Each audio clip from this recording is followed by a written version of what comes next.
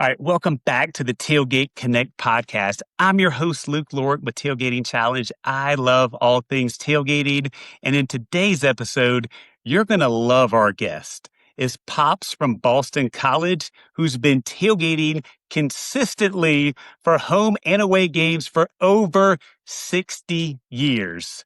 The food and the drink that he serves at his tailgate are unrivaled. You're going to want to hear everything and the knowledge he has to share in this episode.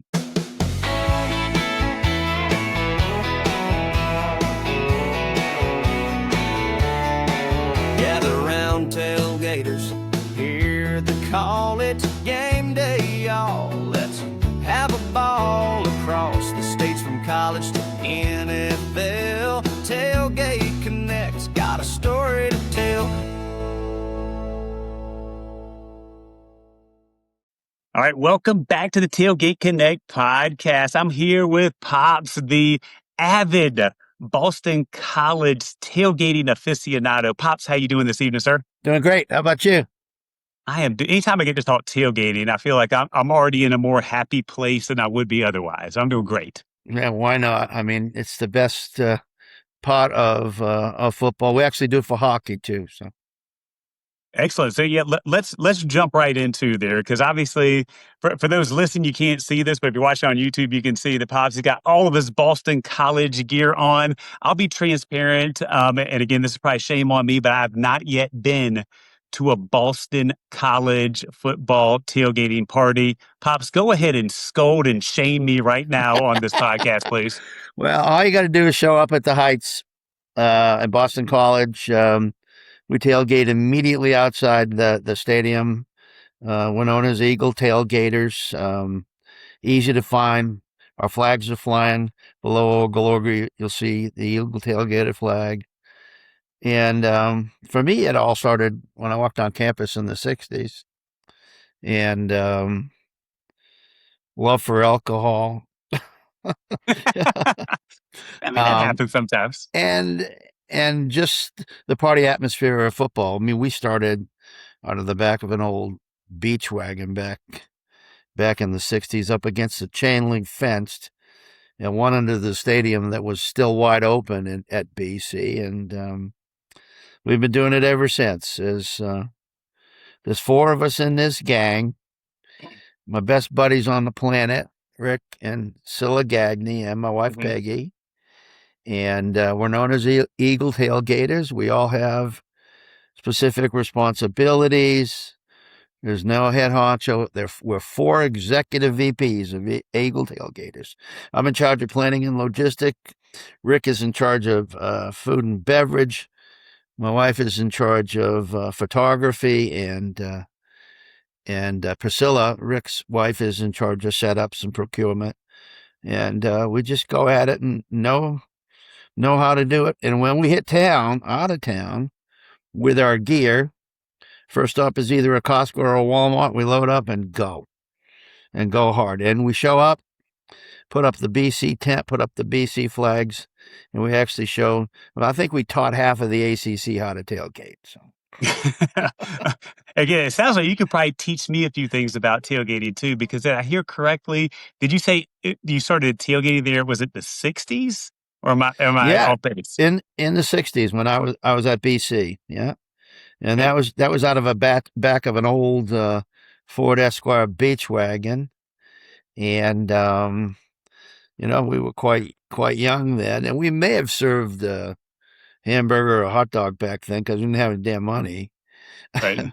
But you'll never find a hamburger or hot dog at our tailgates other than for the youngsters. That's not what we do. Well, we will get, because again, I understand you do some amazing things with food. We'll get into here momentarily, but I want to take a moment just to go back to the 60s. Yep. Let's go back to the 60s real fast. Like, what was tailgating like in the 60s compared to today? What are some of the differences? Oh gosh, not as sophisticated. There really weren't any tents. At BC, we pulled into a crushed stone dirt parking lot, literally. You found a spot.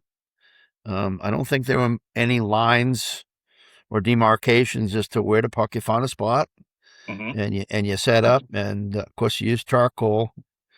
Back then, everything was charcoal. There wasn't a lot of propane type stoves Sure. that were available, and opened up your coolers and off you went. So it was we sometimes if you couldn't get a spot close to campus, we actually used to tailgate up in the hills adjoining Boston College in front of folks' houses. They got a little cranky and would would kind of chase us off. In fact, they were getting a little cranky about BC in general, and football and night games and things of that nature. So I think over the years, BC has bought up all those houses and now Okay. controls them all. So keep the neighbors in check. So, but today, far more sophisticated. We've got sound systems, we've got high tech grills. It's just an amazing transformation. I mean, not just for tailgating, but technology does just wonders for everything that we do in our daily lives. So Great. it's a lot of fun. But those are the big changes. So I think it's very impressive to me that you started tailgating that long ago, and it sounds like you've been pretty consistent with tailgating and your love for the School of Boston College over the years. Yeah, that's true. I was blessed to have a Boston College degree, and with that, I was blessed to be able to retire pretty early, over 20 years ago now, and and and once that happened, we never missed a game. Wow. I think maybe one game in 10 consecutive seasons, home and away. And my wife and I moved out of Massachusetts down in North Carolina ultimately, and we've replicated all of our tailgating gear. So we have a setup in Massachusetts, and when we head south and travel from the south, we have a duplicate set of gear down in North Carolina. So off we go. But it started in the '60s, after I retired, and poor Rick and Scylla, they were still working. But I'll tell you, they stepped up, and they would fly in the home base for one of our road games, and then off we'd go. And here's an interesting story. There was a death in one of their families, and we were destined. I'm trying to recall where the tailgate was, but might have been down in Virginia. We were going to drive down to Virginia from our home where we were living in Connecticut. But there was a death in Silla's family. Well, at that time, I didn't have the gear down south.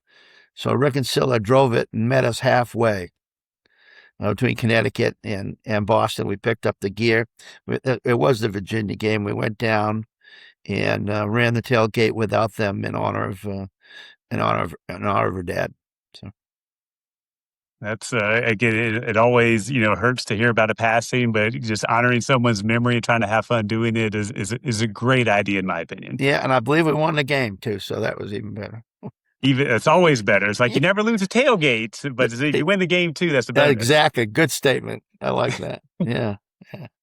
So, Pops, tell us this. Like, obviously, you're super passionate about tailgating. Like, what about tailgating just like resonated in your heart to make this a lifelong passion? The people, for my wife and I, we're hanging out with our best buddies, right? And we have many other friends. And so you're with the two people you love the most as your friends. And then for every game, we have a detailed schedule as to who's going to join us. Other friends from around the country, other Boston College friends. And so that's the gig. It's the interaction with the people you meet. And I will also say this, in the away venues, in particular in the ACC, we developed some great friendships. And so when we'd go to Clemson, we'd hang out and tailgate right next to a bunch of Clemson people. Put a Clemson tent, put a BC tent together, and we'd hang. Little different tailgating in the South. I mean, you could start the Tuesday before. at BC, it used to be 2 hours. We got it to 3, and now it's 4 hours before. And that's just a political question. There's a battle of four or five towns that fight over the duration of the temporary liquor license. That's a reality. And that's why we're so limited in our tailgating time. But down south, this is where we met all our friends, be it Wake Forest, NC State, Carolina, Clemson, even all the way down Florida State. Developed some great friendships. So when BC be home against those opponents, those friends would come find us and come chill with us. If they brought an enemy tent, we'd set it up right next to ours on the BC campus. So, but that's it. It's the interactions.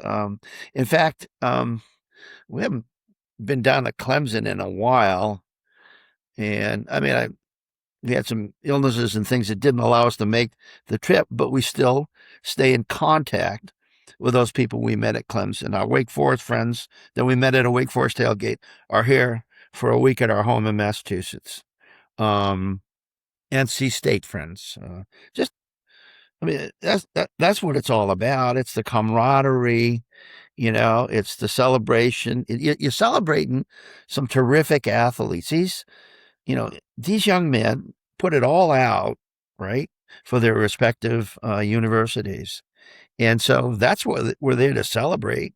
And we have a party while we're doing it. What the hell's wrong with that? Nothing. There's nothing wrong with that at all. If anything, that should be celebrated and done even more often than what we do right now. Yeah. So it's it's a ton of fun. I mean, I have this massive spreadsheet that I build every year. It's got every game. We not only have our tailgating set up immediately adjacent to the stadium, but we have an end zone box at BC. And we'll invite our friends, and for participation there, we all share in the food and beverage in the box. So when I retired and no longer had an administrative assistant to guide me through Microsoft, I figured out a way to build an Excel spreadsheet, and we use that to manage all of the box activity. Kind of fun. So, and I'm working on that as we speak right now to get it set up for this season. I mean, it'll be here before you know it. No doubt. I know I'm excited about it. 6 home games this year. Just 6, yeah. So I know one of the things that we talked about before we came on, and I know is also probably exciting, not only to you, but the people that come to your tailgates, is the food. That's a big part of tailgating. Yeah. And you mentioned earlier, it's like, hamburgers and hot dogs are great, but you do things a little bit different at your tailgates. Tell us a little bit more about what the food looks like if somebody comes to your tailgate. Well, yeah, I mean, lobster rolls, sauteed lobster tails, sushi, shrimp scampi. Yeah, I mean, it's, grilled sirloin tips, marinated sirloin tips and things of that nature. We're not into as I said, if we got youngsters attending, obviously we'd grill them up a hot dog, but lots of soups and chowders. Sure. I make a mean New England seafood chowder that has everything in it: crab, shrimp, lobster, haddock, scallops, you name it, and clams. And that's one of the favorites. So we actually do a lot of soups. We always have a soup. Seem to have a soup, some type of chowder or soup. And but we just avoid the traditional tailgating type foods. So. I mean, all of that sounds extremely delicious and very unique, in my opinion, with having been to a lot of tailgates. I've definitely not seen lobster, shrimp, scampi, sushi, etc. out there, but it sounds like something I'm sure everybody right now is like, how do I get to his tailgate? Yeah, just call Danny. TailgateConnect will hook you up with that, no doubt about it. Absolutely, yeah. So just because I'm a big sushi guy myself, so I'm just curious, Yeah. what type of sushi are you hand rolling this? Or are you getting it from somewhere that's already made? No, we have a local shop in adjacent town. I'm here in Gloucester, Massachusetts right now. This is where our summer fall home is located. We live full time in North Carolina. And there's a great sushi place in Beverly, the town I was born in, Beverly, Massachusetts. And we just order it up from them and pick it up, keep it on ice, and out it comes. So Beautiful. yeah. Beautiful, beautiful. Yeah, I was about to say, it's like, the beginning of this interview, I was talking about hadn't been to Boston College tailgate, but it sounds like by the time I'm done talking to you, I'm going to be forced to go for a variety of different reasons. You need to come. The last time I saw my dad Hmm. was Michigan at BC Okay. in 1995, and real Pops. I'm rookie Pops Junior. Excuse me, real Pops. Was always good for 3-4 gin tonics, right? Okay. He only had a couple that day. Excuse me, I went off to Europe on business, and he actually passed while I was in Europe. So what we did, my wife and I, is we set up an endowed football scholarship, one of the early ones, the endowed athletic football scholarships at BC, in honor of my father. Well, it's nice. And we've tried to award it to football athletes from, this is known as the North Shore area, Cape Ann, Massachusetts. And we've been pretty fortunate to have some good representatives from this part of the country. So, every year there's a youngster out on the field carrying my father's name on his back, so to speak, and my father's helping him get through the whole thing. Real Pops.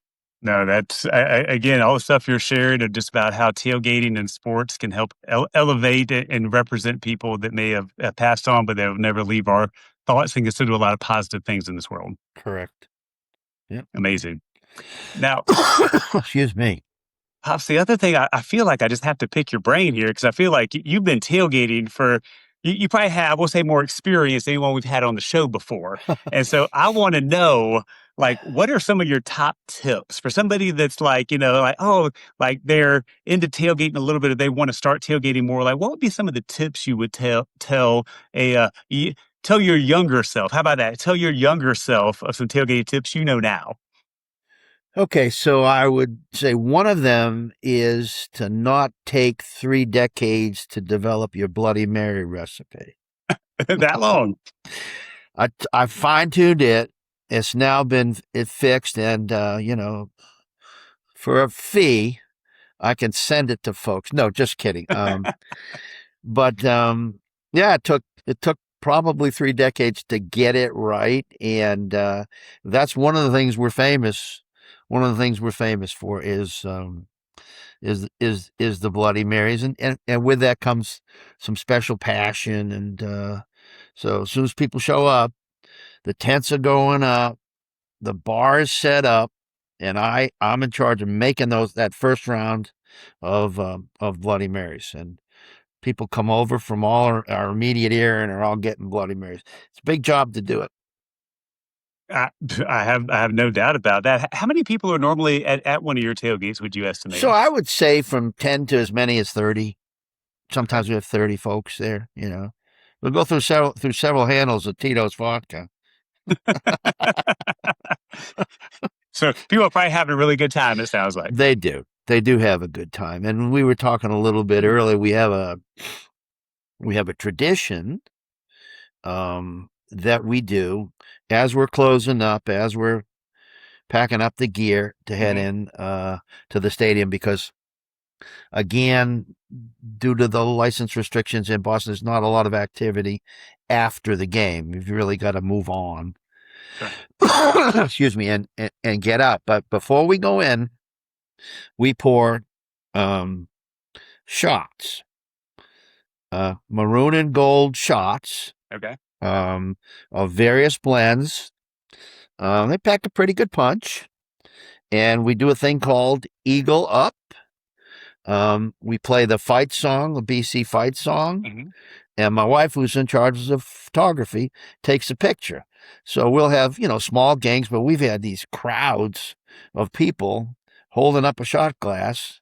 Sure. And once the fight song stops, it's Eagle Up and down it goes. So And great, great that's your tradition. last drink before you go into the stadium to go watch. Absolutely. And it's a wonderful tradition, and people stop and watch us. Sure. So we're right on the corner before the main one of the main entrances to the stadium, where the athletes actually go in and come out, and people know we're going to do Eagle Up. And when they hear the fight song, they'll come over and watch us. They'll try and sneak in there and get a shot too. That's okay. We don't care. The more the merrier, right? With stuff like that. Absolutely. Yeah. It's all about, BC football. And then the young men will stop as they come out. Some of them will stop by. We were talking about what's changed over the years. Mhm. So I mentioned this scholarship fund, right? Sure. Their families, the parents, right? You back up 15 years, 20 years, we couldn't give them a bottle of water. We couldn't give them a cookie. Right. We couldn't give the athlete a cookie or anything. I mean, it's all changed now and for the better.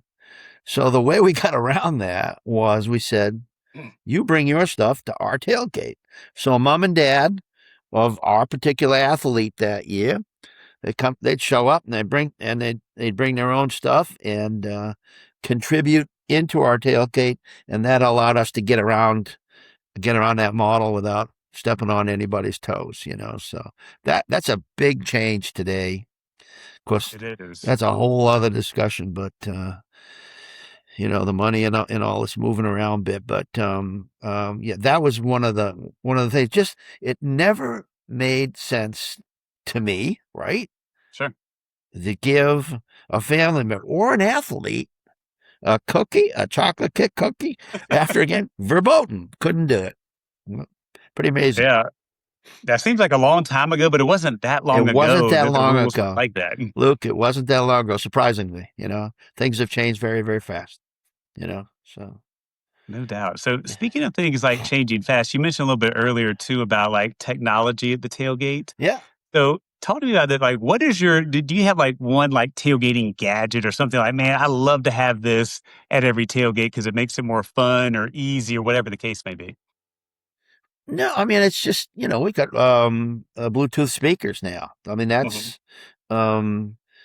that's it. The rest of it's all pretty basic. We've got a sunsetter flagpole, got two flags on it, Old Glory and Sure. then the BC Eagle Tailgators flag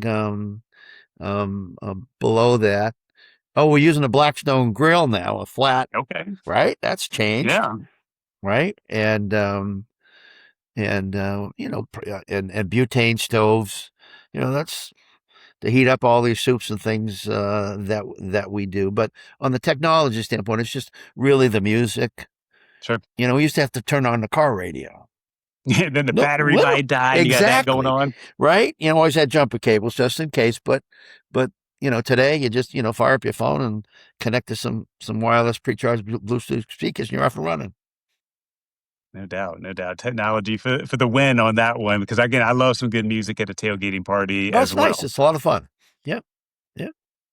All right, tell me this: what? Because it sounds like you travel for all the away games too. What's your favorite stadium or fan? We'll say stadium outside of Boston College to go travel to. I think there's two.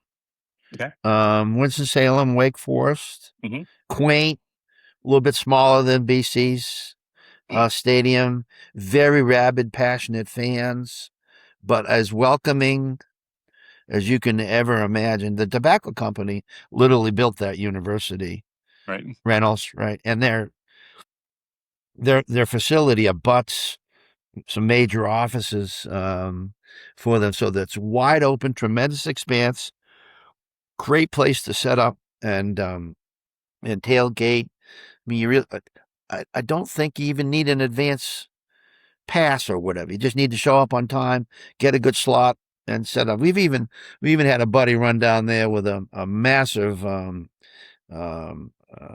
Christmas vacation RV Oh and pull yeah. in and spend the night there. So then the second one would be Clemson, and that I say. I mean, a spectacular stadium, the whole rock thing is Yeah. phenomenal, right? But the fans, they are so welcoming and so friendly. And there's more outside the stadium watching it on, talking about technology, TVs that they Sure. brought, than there are inside.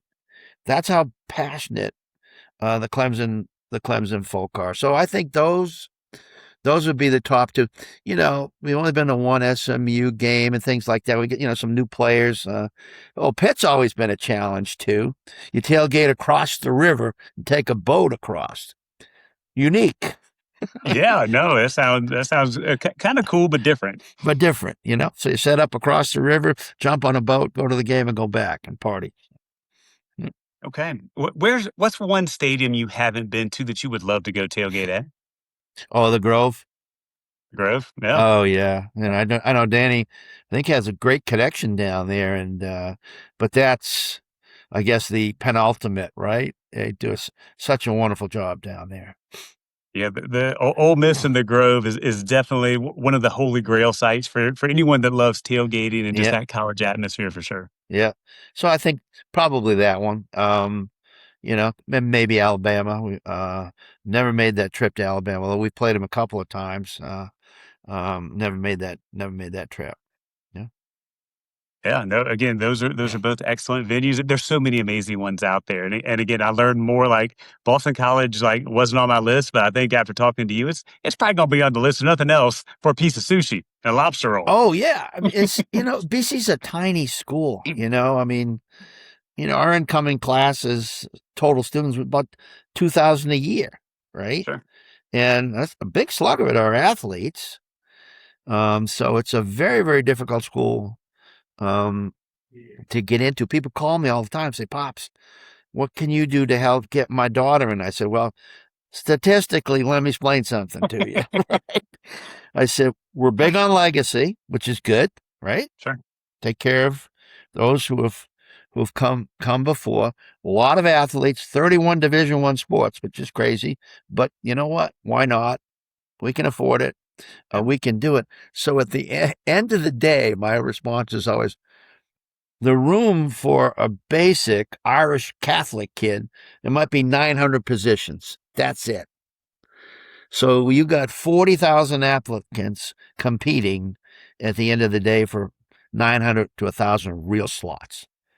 It's so competitive to try and get into BC. So, but that's what makes the university great. You get a BC degree, set for life, retire early, mark it down. Man, retire early always sounds good to anybody, right? That's And in the I crowd. hired baby eagles a lot. I love them. No doubt, no Yeah, doubt. So, Pops, if let's set the stage here for a nice crisp fall day. yeah, You for this scenario, you don't have to do any work. You can sit there and enjoy the tailgate without having to coordinate or do anything. yeah. So, with that being said, first off, what would be your favorite tailgating beverage to have in your cup? Okay. No holds bar with any of this. No, no. So I mean, it's always started with a Bloody Mary. Okay. My mix has 25 ingredients in it, so it starts with one of them. Then I transition to bourbon and soda. And my buddy Rick starts with a Bloody Mary, and then he transitions to Bud Light. He's addicted to Bud Light. Okay. Addicted. Both my wife and Scylla, as we call her, they'll start with a Bloody Mary, but then they go to Jameson and ginger. So that's, we'd be sitting there and maybe taking down a lobster tail and cup of chowder, as they say up here, CHODA. There's no R's in Massachusetts. None.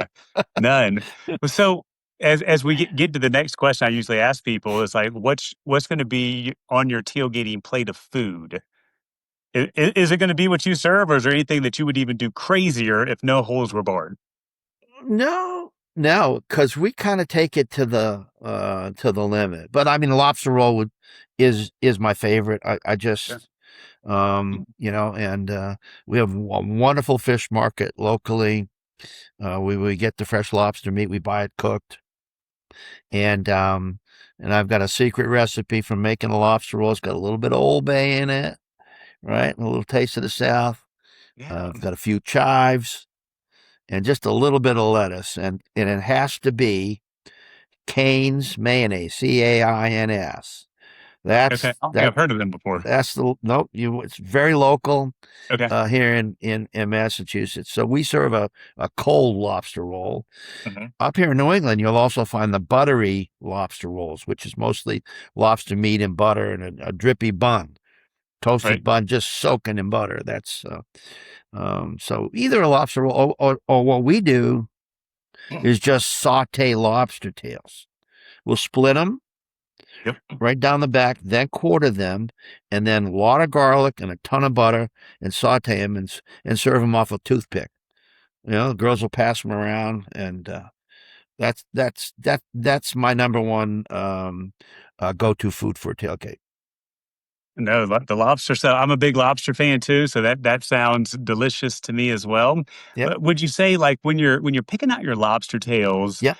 do you ever look at do you ever, does size matter? And what I'm like, because I feel like is there a sweet spot where it's like too small is not good, too big is not good? Like, is there a sweet spot with lobster It's tails an here for you? important question. Okay, so the fish market where we get our stuff locally here, Danvers, Massachusetts, also part of Cape Ann, Massachusetts, he targets a 1.5 to 2 pound lobster that he cooks, and then you buy the tails from that size cooked lobster. So there's probably 6 of them in a pound Okay. of lobster meat, which talk about change. Which years ago, we'd pay anyways from 35 to maybe $45 a pound. Um, because of some issues with the whale migration, they limit the lobster fishing up here now significantly, and we're now talking 75 to $85 a pound. But you're buying the cooked lobster meat. You're not doing all the work. The fish market does it all for you. But I would say that. So let's see, six in a pound. That's what, just a little under 3 ounces each tail. Nice Right. sized lobster tail. Yeah, no, again, that's interesting with the cost. Obviously, like that jumped big time, right, in regards to the amount. Yeah. So right whale migration. I guess a whale got hung up in some gear. Mm. Didn't die, but since then they've been shutting the industry down up here for about a 4 month part of the year. Same thing in Maine. And it's really driven the price. Put a lot of lobstermen out of business, unfortunately. The smaller guys. Sure. So but still good eating. We love it. And and a ton of fun. So So speaking of fun too, Pop, one of the questions I love to ask people, because I'm really big on tailgating games. yeah. Is there a favorite tailgating game that you have or play with your crew out there? We do. We do a little bit of cornhole occasionally. Um and that's about it. We've got an area where we can do it, but you know, uh, again, our time is compact. Sure. 4 hour window. By the time the gates open up, they let you in 4 hours before. By the time you get to your assigned spots, get everything set up, and get rolling, it's quarter to the hour, right? So you're 45 minutes in, right? People start showing up. Got to work on your food prep, get the bar going, etc. So there's really not a lot of time. And then our breakdown, we typically target. We'll do Eagle Up as we're breaking down, and then we try and head into the stadium about 20 to 30 minutes before. So it's kind of a compact, not a lot of time, not a lot of time for games. But then we head up to the suite and start the party again. Dare I ask what happens in the suite, or is that just totally top secret? No. I understand we're going to have a change at BC. I think it's always been beer and wine, right? In our suites, and again, it's local liquor licensing, right? Dynamics, and for the temporary licensing. But I understand we're perhaps going to have a full liquor license now.